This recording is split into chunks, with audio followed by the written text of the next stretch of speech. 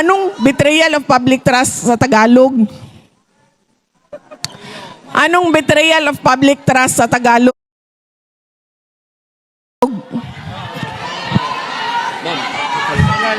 Ma'am. Pagtataksil sa tiwala ng taong bayan.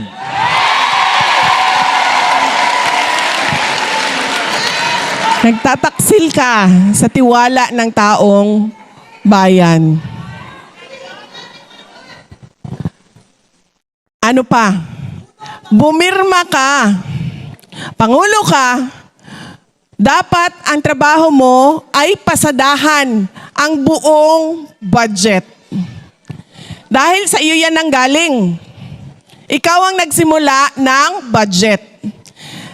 Pinatawag ang lahat ng opisina ng Department of Budget and Management. Pinag-usapan ninyo kung ano yung budget. Ibibigay mo yan sa Congress, sa House of Representatives. Dadaan sa kanila yan, Senate at House, at pagkatapos niyan ay pipirmahan mo yan bago yan maging batas. Dahil ang pirma mo ang magbibigay dyan ng bisa. Kung wala kang pirma dyan, hindi batas yan, hindi pwedeng gamitin ang pera. Ibig sabihin, bago mo pirmahan yan, dapat binasa mo yan ulit. Kasi kailangan mo tingnan kung yung budget mo na sinubmit ay yun ang lumabas at pinapapirmahan sa iyo. Pumirma siya ng budget na may mga blanco. Hindi pwede yun. Anong tawag nun?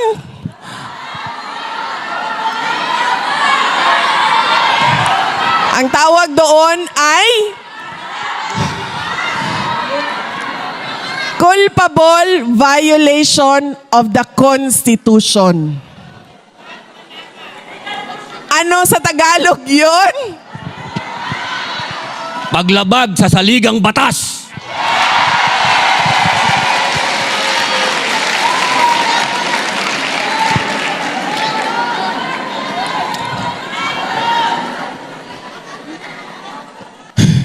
Kinuha ang budget sa PhilHealth. Sinasabi nila, tama yan. Tama na kunin yan. Yung savings dyan sa PhilHealth, kukunin talaga yan dahil gagamitin yan sa mga projects na hindi naman natin alam kung ano yung mga project na iyon. Sige, kuha. Pagkatapos ngayon, sinasabi nila, ibabalik namin yung kinuha sa PhilHealth, kukunin namin sa DPWH savings. Paano ka nagkaroon ng savings? Na, unang-una, hindi ka pa nagsasabi kung ilan ang savings mo. Pangalawa, may deficit nga tayo. Kulang nga yung pera. So saan ang galing yung kung ano? Kaya sinabi ko, hindi na siya nahihiya sa panlilinlang pambubudol sa mga tao.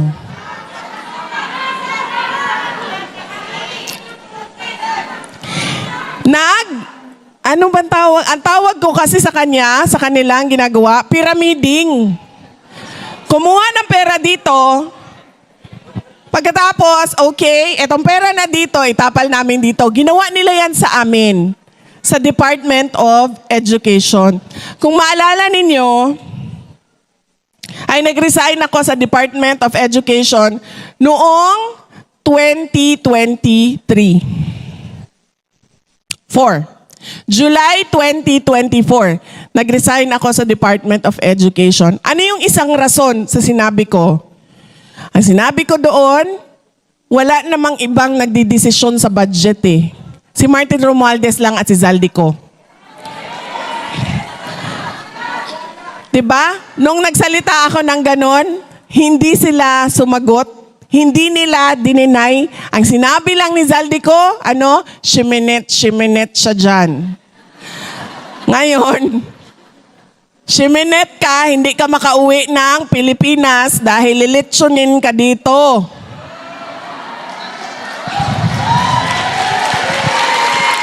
Ay, doon pala. Nasa Japan tayo.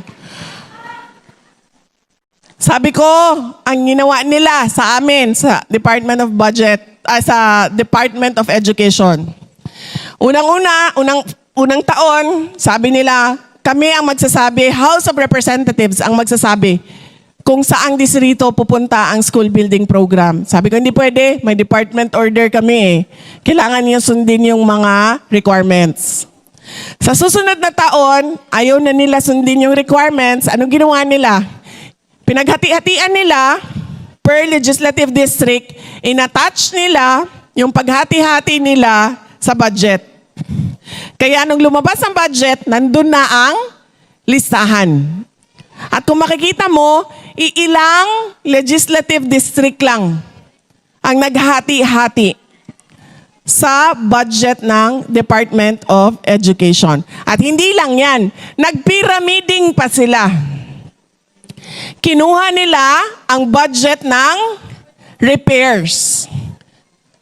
Hindi ko na maalala, i-check ninyo ang data, sinabi ko na ito noon, parang maalala ko 4 billion. Nilagay nila kinuha nila sa repairs, nilagay nila sa school building program.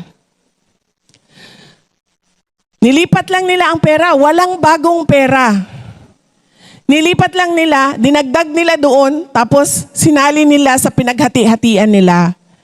July 2024, magsisimula na ang pakikipag-usap sa Kongreso sa budget.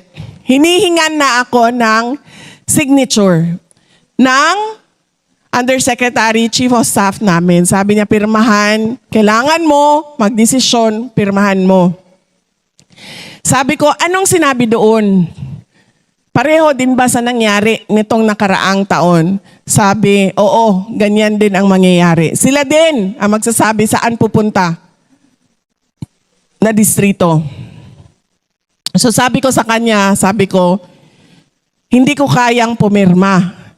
Sabi niya, ano ang gagawin mo? Hindi ka pwedeng umalis.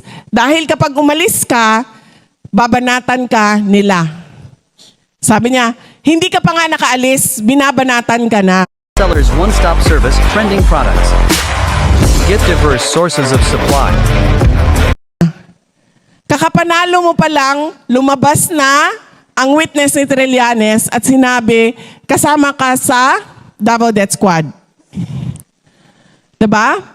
Hindi nakaupo ka na cabinet secretary, lumabas na si Lisa Marcos at sinabing, you crossed the line.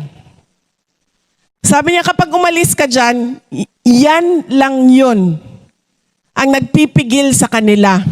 Yung posisyon mo sa DepEd ang nagpipigil sa kanila na hindi ka tuduhan ng atake. Sinabi ko sa USEC, sabi ko, hindi ko kaya. Okay na lang. Sabi ko sa kanya, hindi ko ibibigay yung pirma ko. I-impeach na lang nila ako. Ayun nga ang nangyari.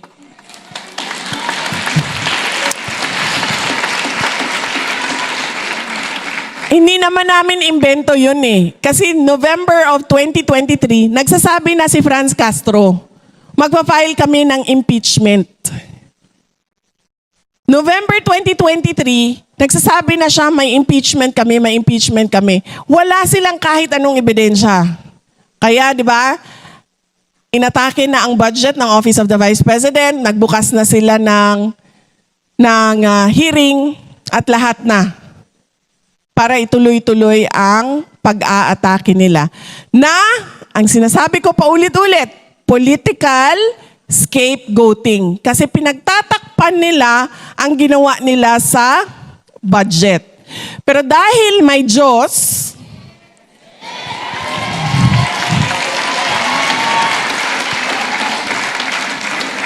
dahil sa kagustuhan ni BBM na sabihin kung ano yung gusto marinig ng taong bayan, Ano sinabi niya? Mahiya naman kayo. Dahil sa kagustuhan niya na pataasin ang kanyang ratings, kailangan niya sabihin ang gusto na marinig ng taong bayan. Hindi niya naisip na merong Diyos. So anong ginawa ng Diyos? Mahiya naman kayo, nilubog sa baha ang Pilipinas. At ngayon, lumabas na ang sa DPW. Lumabas na ang buhaya, ma'am, kasi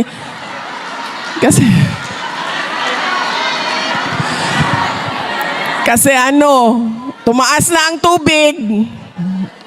Naglabasan na ang buhay. Uy! Sandali. Nakita ninyo yung buhaya namin sa Davao? Nakita ninyo yung cake naming malaki? Oh. Oh, may buhaya din kami na lechon. Pero yung cake, nandyan na rin ata. Nandyan na? Ando na ang... Oh.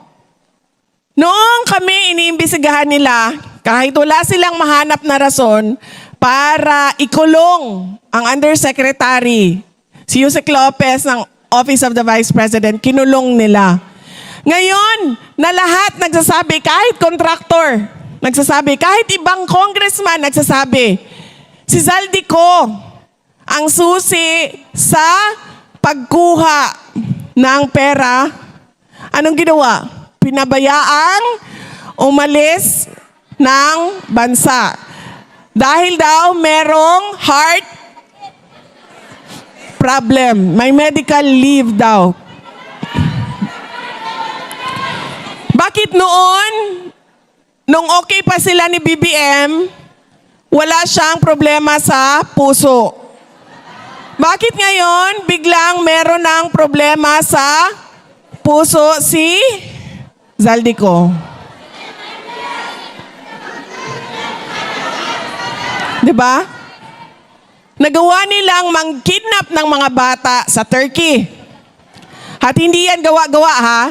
May papel yan sa loob ng gobyerno ng Pilipinas kung paano nila ginamit ang tao, ang mga military para magkuha ng bata sa Turkey. Nakuha nilang kunin si dating Pangulong Rodrigo Duterte sa Pilipinas ng sapilitan. Bakit hindi nila mapabalik si Zaldico sa Pilipinas?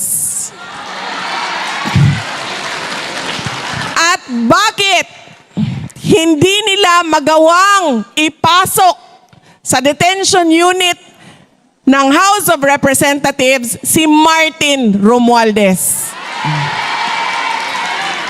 Bakit?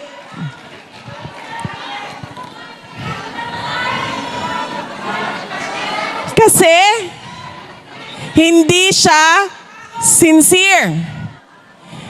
Hindi siya tapat sa kanyang mga dapat gawin. Unang-una, hindi na nga niya alam kung anong gagawin. Pangalawa, hindi pa siya tapat sa kailangan niyang gawin. Yan ang kalagayan ng ating bansa ngayon. Yan ang pagkakamali natin. Noong 2025, sinasabi ko na meron tayong pagkakamali sa pagpili ng ating mga leaders. Ngayon, nakikita na natin kung ano yung nangyayari kapag mali na leader ang pinipili natin sa ating bayan. Meron akong sinulat para sa bayan. Dahil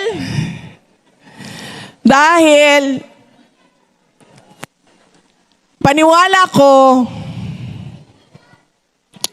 mas maiintindihan ninyo kung ano yung saloobin ko kung isusulat ko siya.